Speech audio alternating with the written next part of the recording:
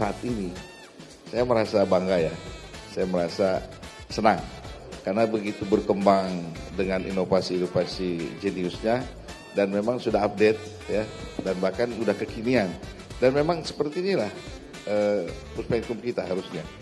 Saya bangga menjadi Kapuspen, akhirnya para mantan semua pada tahu. Wih, Kenapa sering masuk TV? asik. Puspenkum itu harus menjadi penguatan kelembagaan utama. Itu yang kita harapkan. Kenapa? Puspenkum itu tidak bekerja hanya untuk Intel. Bukan untuk hanya kepentingan Pak Jaksa Agung. Tapi institusi kejaksaan dari pusat sampai ke daerah. 3 ini adalah panutan saya. Ini orang hebat semua.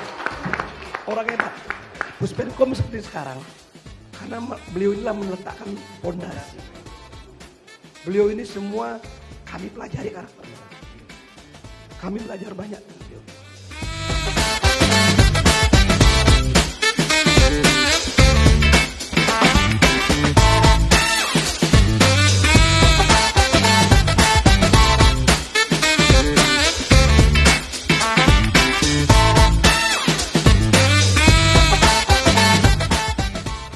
Sobat Puspenkum di seluruh tanah air.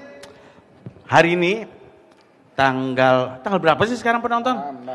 6 Januari 2023 menjadi bagian sejarah bagi Puspenkum. Kenapa? Selain pojok Puspenkum tentunya yang baru pertama kali hadir di tengah-tengah Rakernas di setiap tahunnya, ya makanya dicatat sebagai sejarah loh ya. Karena booth kita rame pengunjung, pokoknya meriah deh. Dan di penutup kita memang punya program yang nggak sengaja tadi hadir, baru terpikir gitu. Kenapa nggak kita menghadirkan para mantan Kapuspenkum dan Kapuspenkum ya? Kalian setuju nggak sih kalau itu dilakukan? Woi, sobat, menjadi pejabat Kapuspenkum itu tidak mudah. Harus memiliki talenta. Harus good looking, harus cerdas, dan yang jelas bisa menyikapi perkembangan pemberitaan dimanapun berada. Dan itu butuh IQ yang tinggi. Dan hadir di tengah kita 3 mantan Kapuspenkum.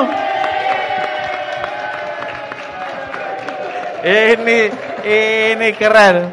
Coba di antara beliau bertiga, yang Pak Kapuspenkum nggak usah disebut ya. Dipertahankan. Enggak. Coba siapa yang bilang kalau beliau bertiga ini yang nggak ganteng? Ganteng nggak beliau ini? Yang jelas pasti tampilannya di TV itu keren, mewakili wajah kalau Pak Leo mewakili darah Bataknya. Indonesia banget kan? Kalau Pak Hari ini Jawa Timurannya. Kalau beliau gantengnya ganteng Sunda. Yuk, kapan lagi bully? Yang kiri? Yang kalau ini enggak. Ini beliau saat ini sobat saking semangatnya membangun program-program dalam rangkaian Rakernas kehilangan suara beliau. Kita kasih aplaus untuk beliau. Mewakili. Jadi kalau ada petugas bahasa isyarat bolehlah ke sini nanti. Pak siapa nih? Yang paling senior kayaknya Pak Mukri ya. Mau nanya ini. Pak Mukri.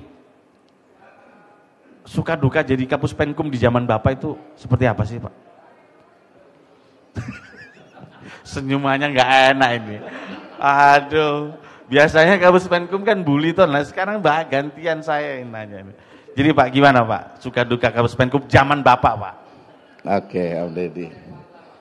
Jadi memang kalau berbicara Kapuspen itu harus bicara juga masanya ya.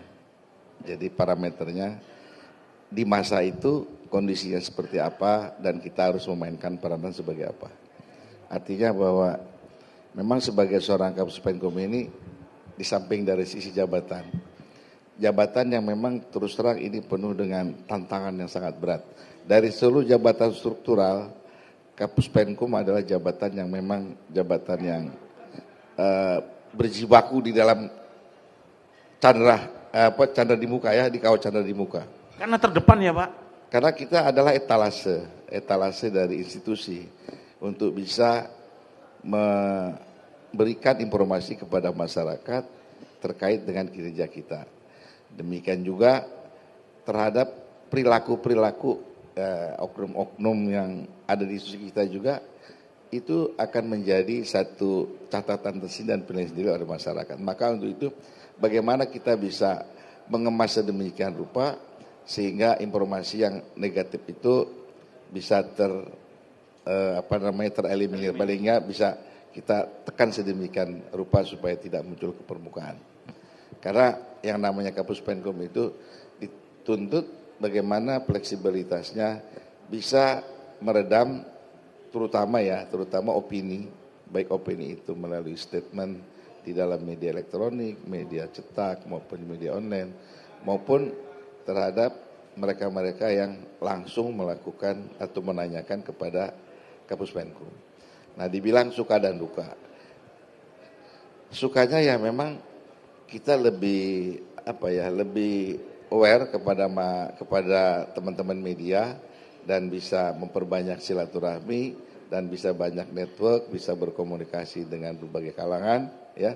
Karena di situ juga kan kita ada program-program seperti antar kelembagaan, ada penjualan hukum Penkum ke masyarakat, kemudian juga ada mass medianya, sehingga ruang ini bisa kita gunakan untuk bisa mengembangkan dan memperluas tali silaturahmi. Dan tentunya kita banyak bertemu dengan karakter dan sifat dari masing-masing audien atau masing-masing yang kita temukan, dan itu menjadi catatan tersendiri buat kita. Asik. Ya, sedangkan boleh dikatakan kalau dukanya, karena ini boleh dikatakan sebagai konsekuensi, bukan risiko ya, konsekuensi dari tugas kita. Jadi bagaimana kita dihadapkan pada suatu tantangan di mana kita harus memposisikan sebagai corong atau sebagai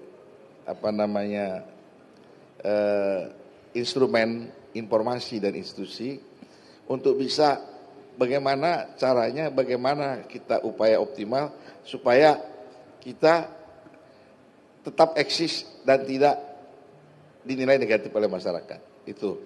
Dan tentunya untuk bisa mengatasi itu penuh dengan perjuangan, perlunya kemampuan ya, dan lain-lain sebagainya yang memang secara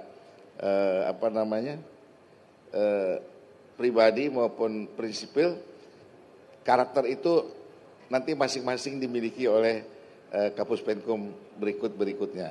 Nah, jadi seperti itu. Tuh, coba. Sebentar dulu. Gaya bicaranya tuh kayaknya masih seperti Kapus Penkum ya. Ya. Setuju juga. Ini termasuk karakter Sundanya memang berbeda ya. Nanti kalian semua ya yang menilai ya. Beda enggak gitu ya. Nah, ini sekarang Kapus Penkum penggantinya. Pengganti satu. Pak Hari, ada banyak kejadian di zaman Pak Hari. Banyak kejadian hukum, peristiwa segala macam. Yang paling berkesan dan paling tidak buat Bapak itu menjadi pengalaman hidup yang terbaik. Apa Pak selama jadi Kapus Penkum? Ya, saya pikir tadi ditanya yang sama. Saya mau jawab idem Pak Kapus yang lama. Gitu ya. Oh ini hostnya udah internasional Pak. Iya. Jadi begini, pada awalnya saya menggantikan beliau, saya takut, waduh saya kalah pamor. Karena pengganti tidak seperti Steven Seagal. Iya. Tapi Bapak nggak berpikir mau operasi plastik kan waktu itu Pak? Jadi begitu saya menggantikan beliau, waduh Steven Seagal saya gantikan. Aku mau jadi apa ya kira-kira seperti itu. Tapi saya bangga menjadi Kapus Pen, akhirnya para mantan semua pada tahu. Wih. Kenapa? Sering masuk TV. Asik. Semua pada ada masanya, semua ada dukanya, dan semua ada nikmatnya. Beliau sekarang sudah pakai list merah, tapi yang Pak Kapus yang sekarang tunggu dulu. Nah. Beliau kan masih muda, Pak. Ya, masih muda. Sangat muda. Sangat setuju. Kinerja bagus. 1,5 tahun lagi cukup lah. 1,5 tahun. Jadi gini Mas Dedi, Puspenkum tadi dikatakan Pak mantan, kami barisan para mantan. Oleh karena para itu, mantan. kami dulu sering gimana ya caranya menjadi Kapuspenkum. Rupanya semua indah pada waktunya. Nah, ketika Kapuspenkum dianggap sebagai cermin tadi dikatakan beliau, mau tidak mau ilmunya harus lebih dari yang lain. Seperti kejadian-kejadian tidak hanya di Jakarta, pengalaman-pengalaman di ini beliau saya anggap zaman pra-Covid. Nah, saya dengan Pak Leo di zaman Covid. Nah, Pak Ketut adalah zaman menuju endemi, kira-kira begitu. Tapi kena Covid. Nah, Mas Dedi, ketika kita menjadi corong atau cermin institusi kita, maka masyarakat akan melihat bahwa oh itu kejaksaan. Nah, oleh karena itu sama sependapat, kita harus mempunyai kemampuan lebih. Kebetulan di zaman saya itu banyak peristiwa kejadian yang luar biasa. Diawali dengan Jiwasraya, kebakaran, kemudian Joko Chandra dan kebetulan kasus Pinangki dikenal itu. Sehingga menjadikan Kejaksaan Agung menjadi rating tertinggi dalam pemberitaan. Oleh karena itu, untung dalam situasi yang demikian, sebagaimana yang disampaikan Pak Steven Seagal tadi, bahwa bagaimana cara mengeliminir itu. James Bond tahu nggak singkatannya Mas Dedi? Apa itu Pak? James, jarang menraktir. S-nya tahu nggak? Apa Pak? Suka. Suka. Bondnya ngebon itu tadi, jarang menraktir, suka ngebon. Jadi Mas Dedi, sekali lagi kita bangga menjadi Kapuspenkum. Kita harus bangga. Karena apa? Kita cermin dari mewakili institusi kejaksaan. Siapa sih yang bisa ketemu Pak Jaksa Agung pagi-pagi? Hanya Kapuspenkum. Ya kan Beli? Saya yakin HP-nya itu kemana-mana ikut. Ya, saya pernah mandi, HP di dalam, ditinggal, ditelepon sama beliau. Kemana aja Har? Mandi Pak, masa bawa HP? Oh iya kata gitu. Itu oleh karena itu, Mas Dedi, sekali lagi jangan diplesetkan singkatan Kapuspenkum itu. Saya sering ke beliau, Kapuspenkum itu kalau 6 bulan, itu singkatannya benar. Kepala Pusat Penerangan Hukum. Lah kalau lebih dari 6 bulan, K, kepala, pusing, pening. Jadi kepala, pusing, dan pening. Hukumnya apa? Karena uang menipis katanya gitu. Tapi itu bukan. Jadi gimana? Coba jadi berbanding kebalik dengan suatu jabatan yang bagus atau yang bangga, tapi ujung-ujungnya kayak begini, wah, kontradiktif itu. Baik, kalau gitu hukumnya saya ganti. Apa? Hukumnya karena urusan menumpuk. Gitu ya. Jadi saya kira itu Mas Dedi, kita harus bangga menjadi Kapuspenkum. Oke, dan kita sekarang kembali ke zaman Covid yang kedua. Sobat Puspenkum, kita sekarang masuk ke pengganti yang kedua itu. Kalau beliau adalah Kapuspenkumnya, beliau pengganti satu, ini pengganti kedua. Yang kalau kita bicara Pak Leo Simanjuntak, itu termasuk salah satu Kapuspenkum yang menurut saya strength, work alkoholik, anak-anak, berpikirnya gini, mudah-mudahan beliau ini cepat pulang. Makin batin begitu, nggak pulang-pulang. Ada yang WA saya, iya, Pak. Ada yang WA saya. Okay. Pak, kami sekarang zaman Jepang. Gitu. kan jadi zaman penjajahan dong Pak. Tapi Om Deddy, Iya, ada yang menarik sebenarnya dari Oke, Pak. saya sendiri merasa begini. Ketika mungkin menjelang 1 tahun itu, saya kelihatan mau berakhir, saya ditanya, ada satu yang menarik. Kira-kira dievaluasi siapa wakil sih yang kira-kira cocok. Saya memang langsung menyebut namanya beliau. Oh iya. Langsung menyebut beliau. Jadi ini semua kejadian sama ketiga ini. Dan saya langsung menyebut nama beliau. Dan saya langsung ini. Memang benar. Dan itu saksinya saya. Lama sekali ini. Lama sekali ya. Iya, Waktu itu saksinya lama. Berapa lama? Udah ada sekitar 4 bulan ya beli ya. Itu lama sekali. Saya pun pernah bisik-bisik sama Om Leo. Om Leo, kamu jadi Kapus Penkum. Wah jangan masuk.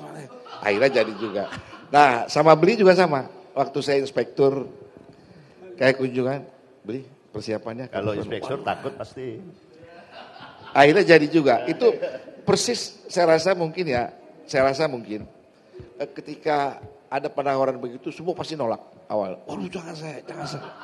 Tapi begitu sudah perintah apa boleh buat? Bismillah. Enggak, tapi gini. Saya melihat bahwa Pak Mukri punya sense of crisis sama antara para pejabat itu. Punya tanggung jawab moral itu untuk kader berikutnya. Karena setelah menjabat mungkin beliau-beliau baru sadar bahwa Puspenkum ternyata punya arti strategis di kelembagaan. Kalau ditunjuk orang yang salah, amburadul itu. Benar nggak sih Pak gitu Pak? Iya betul. Kita bully sekarang Pak Kapus Penkum sekarang. Mumpung beliau nggak bisa bersuara. Jadi Pak Leo patut dipertahankan. Pak Leo ini sekarang giliran Pak Leo ini. Pak ini kan Bapak itu dikenal workaholic nih sama teman-teman. Sebenarnya itu Bapak yang lupa jam atau anak buah Bapak yang jamnya mati itu? Yang jelas nggak punya jam beliau. Gimana Pak ngobrol nih? Iya Mas Dedi. Jadi memang benar masa itu berbeda, gitu. Mas Hari tadi udah cerita dari Mas Mukri, Mas Hari. Mas Hari ngelanjut peristiwa nih ke saya dan benar-benar ke bawah. Pak Jaksa Agung dilantik sebagai Jaksa Agung, saya diangkat juga setelah berapa bulan ya, jadi Jaksa Agung Pak beliau.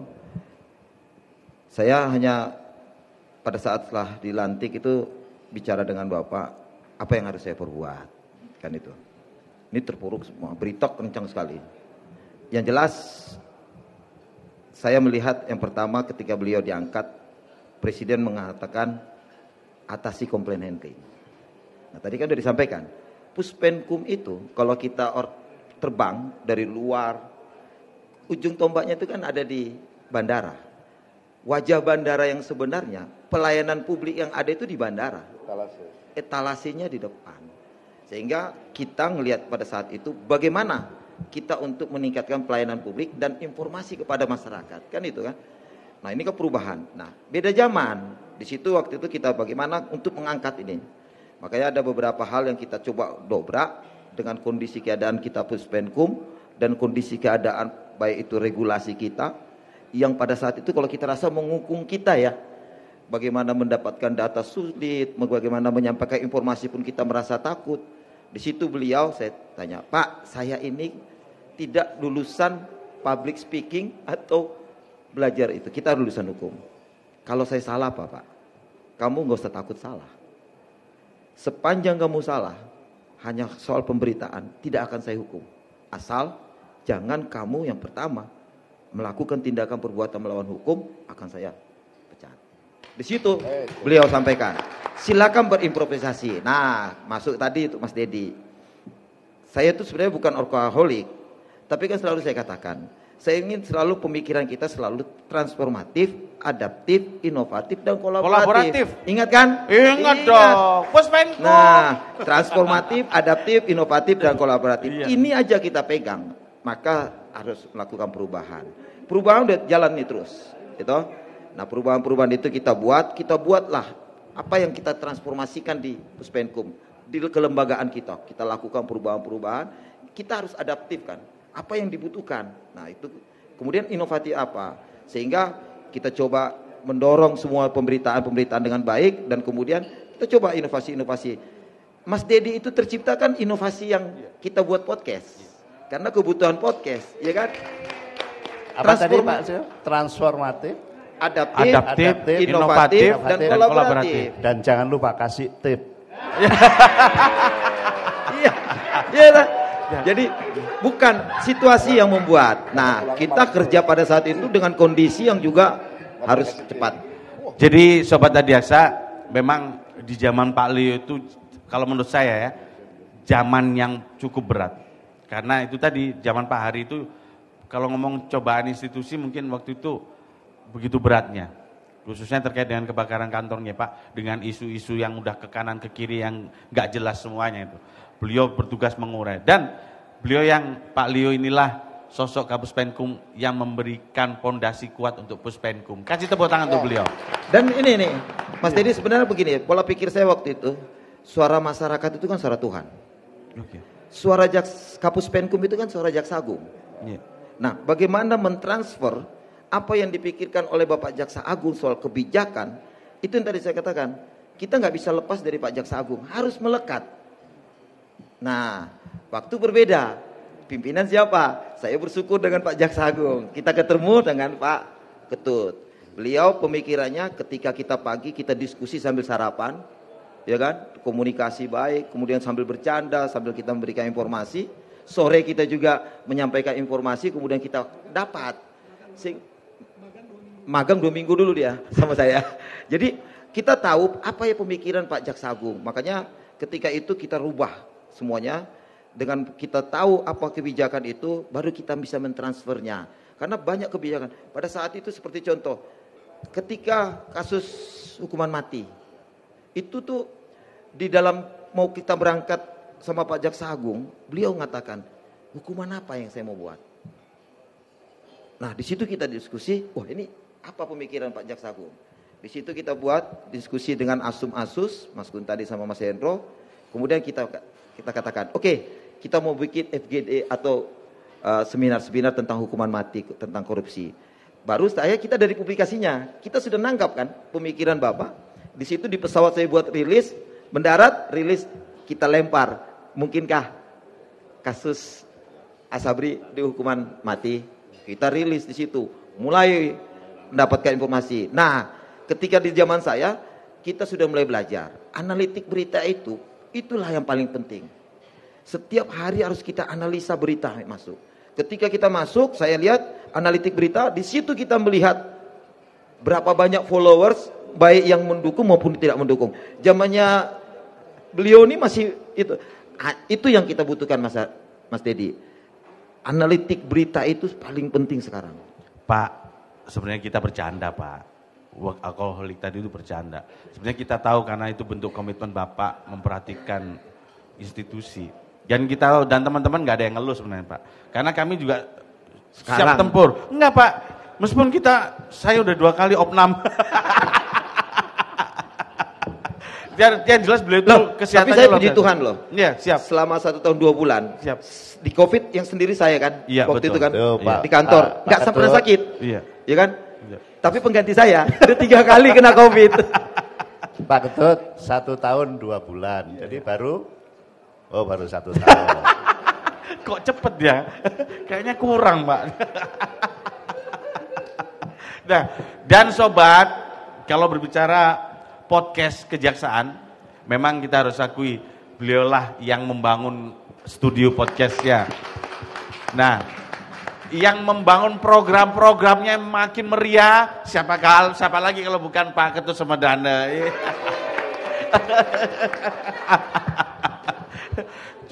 Tapi gedung kita kayaknya mau diganti tuh, kayaknya mau dirobohkan untuk gimana nggak tahu lah ini. Mudah-mudahan nggak jadi aja doa saya. Mas Dedi, siapa Pak? Sesuai namanya. Jadi yang terakhir apa tadi beliau? Pak Ketut Sumedana Pak. Maksudnya yang membuat podcast apa tadi? Pak Leo. Yang membangun program-program Pak. Namanya Sumedana. Dana itu banyak di beliau. Iya.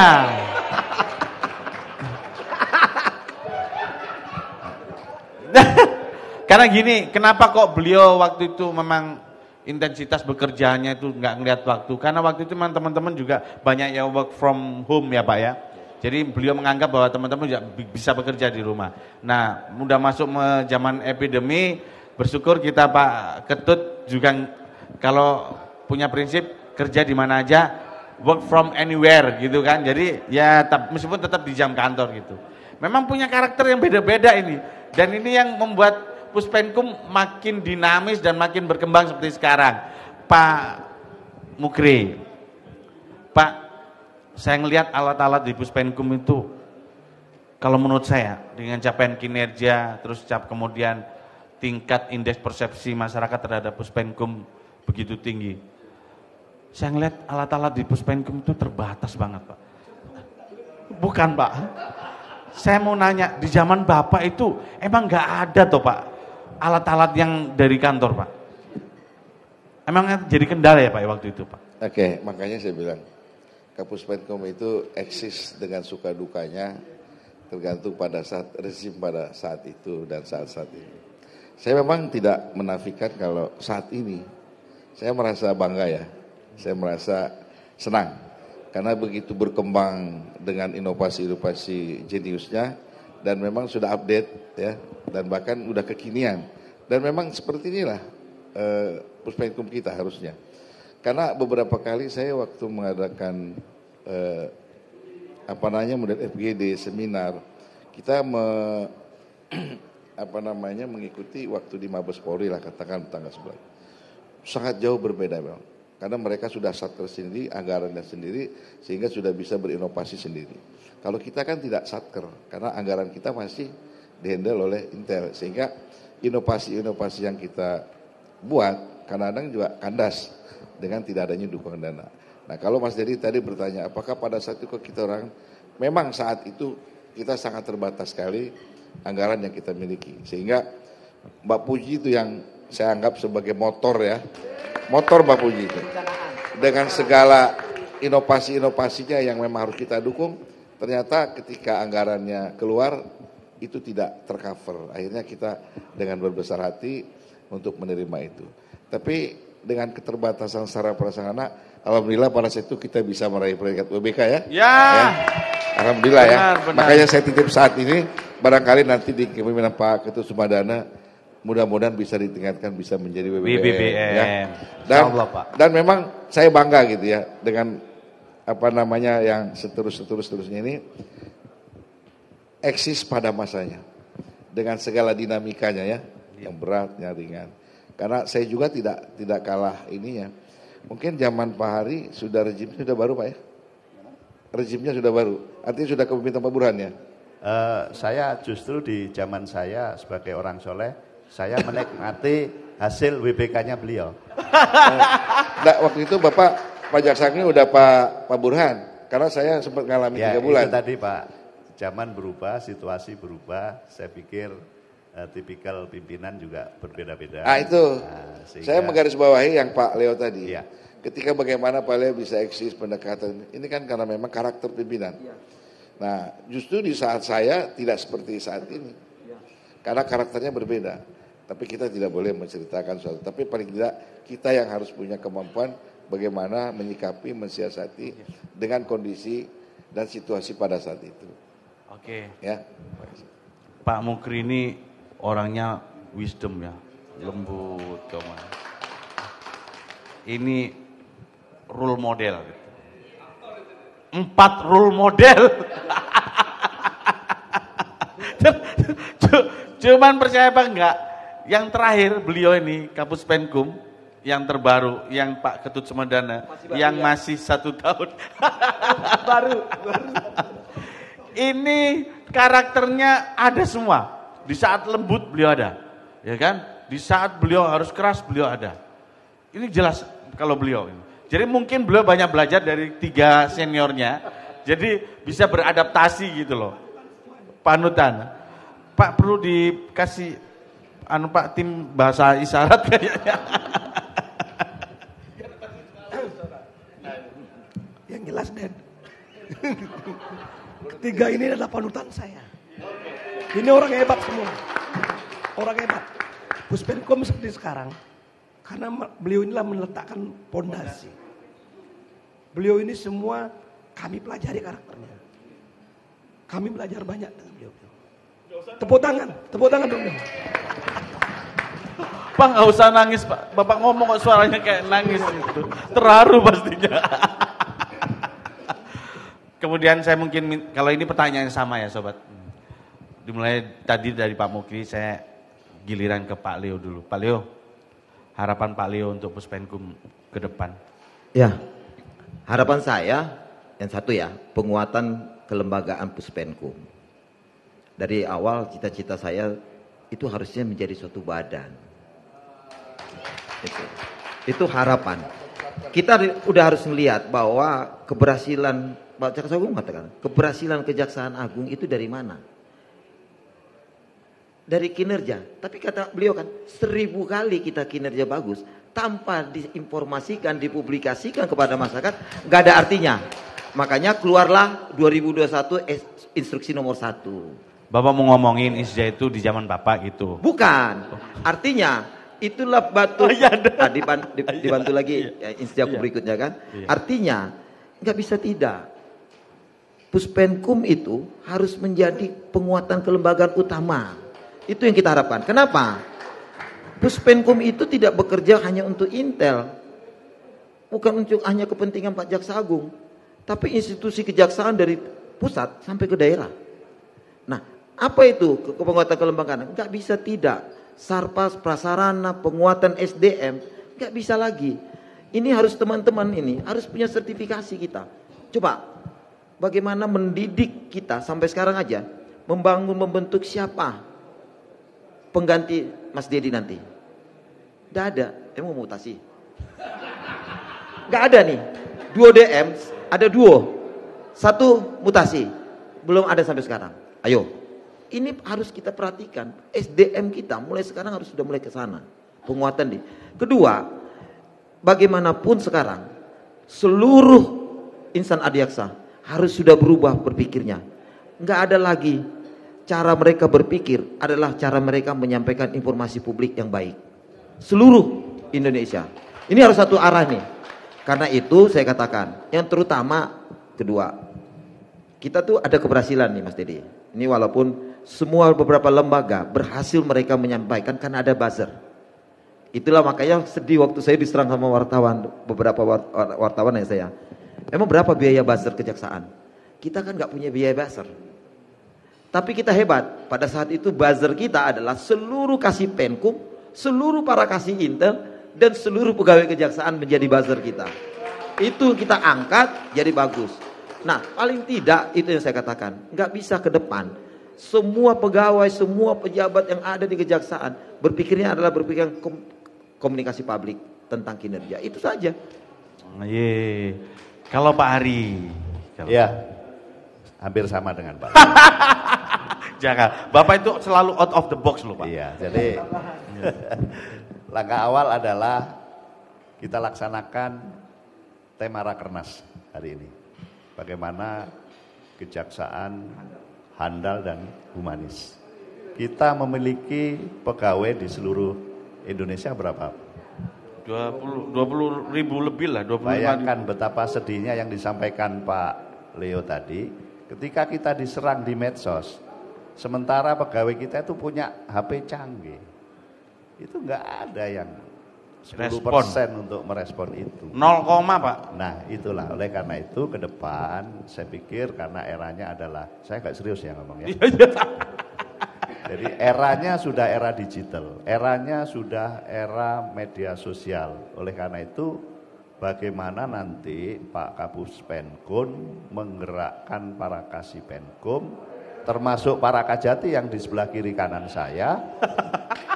Nah itu memberikan minimal di wilayahnya pemahaman. Itu tadi pemahaman. Apabila kita diserang di medsos, maka teman-teman inilah yang memulai ngajak temannya, teman SMP, teman grup SD, SMP, SMA, grup PIM 1, PIM 2, itu bisa lebih dari yang disampaikan oleh Pak Leo tadi.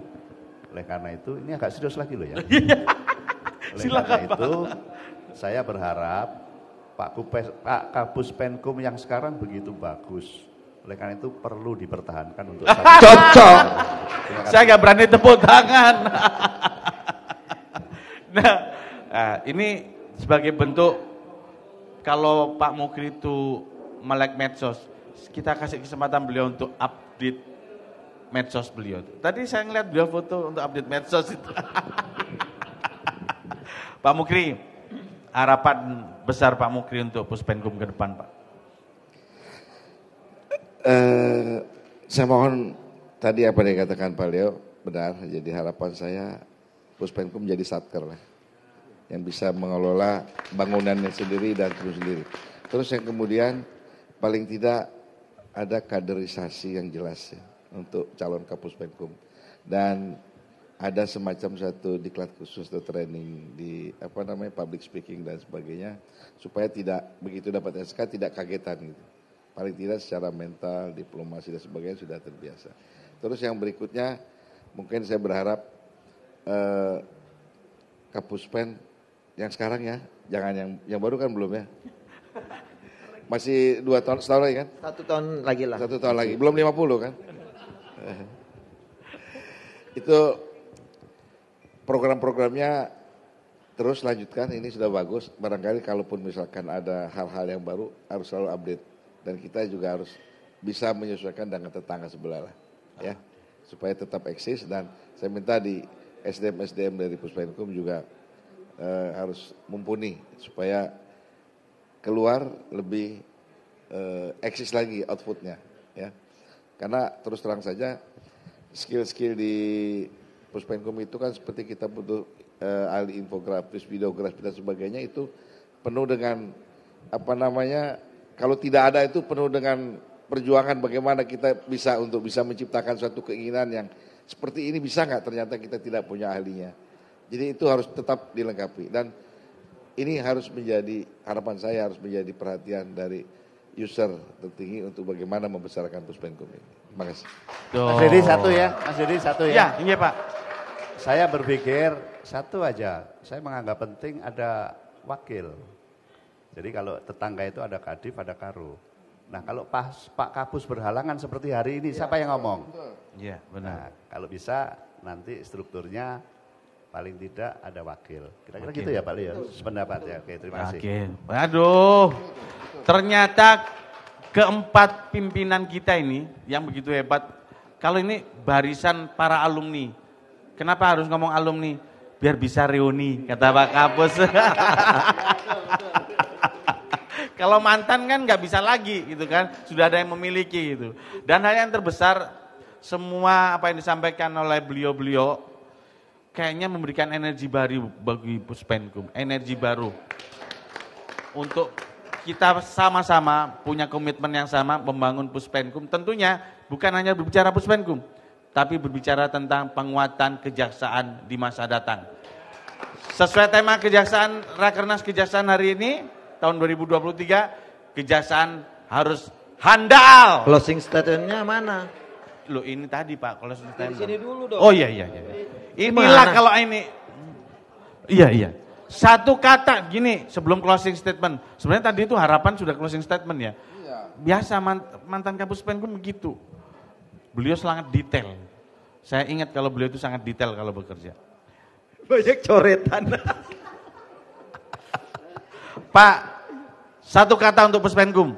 Enggak usah pakai satu kata. Jadi gini aja, saya pengen satu kalimat lah, satu kalimat. Satu kalimat. Jangan satu kata. Iya. Nanti kalau satu kata, ini penafsirannya panjang nanti. Oke. Saya gini aja, ini waktunya momennya seluruh Indonesia memperhatikan. Citra kejaksaan udah naik. Hati-hati nih. Ketika turun, bayangin, 1 poin aja dulu, kita naiknya sulitnya setengah mati. Sekali turun untuk mengangkat berapa digit itu beratnya setengah mati. Karena itu saya minta seluruh Indonesia kejaksaan hati-hati. Jangan ada lagi perilaku-perilaku yang akhirnya merugikan institusi. Ketika itu terjadi, mengangkat digit itu sulitnya setengah mati. Ini harapan saya dan closing statement saya. Udah kayak ILC kita hari ini. Pokoknya mantap. Pak Ari, 3 kata. boleh. Puspenkum, pertahankan, tingkatkan. Nah, sekarang penasaran nih, Pak Mukri, 10 kalimat deh untuk Puspenkum. Kalau 3 kata udah dipakai Pak, 1 kata udah nggak dipakai tadi sama. Kalau Bapak udah 3 kalimat deh Pak, apa deh untuk Puspenkum? Ya. Oke, inovatif dan kreatif. Betul. Ya, inovatif, kreatif. Satu lagi. Adaptif. Informasinya harus transparan. Oke. Betul. Ini pesan buat Pak Andre loh ya. Bukan buat saya. Informasinya dalam rilis yang transparan. Kalau di medsos kami udah transparan terus Pak. Langsung upload. Dan pesan-pesan ini menjadi penguat buat kita semua. Jajaran Puspenkum harus lebih baik tahun ini. Ada Apakah tagline-nya masih tetap? Tagline-nya apa ya Pak zaman Bapak Pak? Kenali hukum. Oh iya, kalau itu masih Pak. Puspenkum, kenali hukum, jauhi jauhkan hukuman. Asik. Sobat, Pak sudah ini mau tutup atau masih lanjut terus? Dad, perasaan tagline itu sebelum digagas di mobil tahanan Jakarta Barat itu udah muncul duluan ya. dari tahun 80-an. Terima kasih banyak Bapak-bapak yang sudah hadir menjadi pencerah bagi kita semua dan percaya deh Puspenkum akan tetap memberikan kontribusi besar untuk kejahatan Republik Indonesia. Salam sehat untuk kita semua. Puspenkum keren.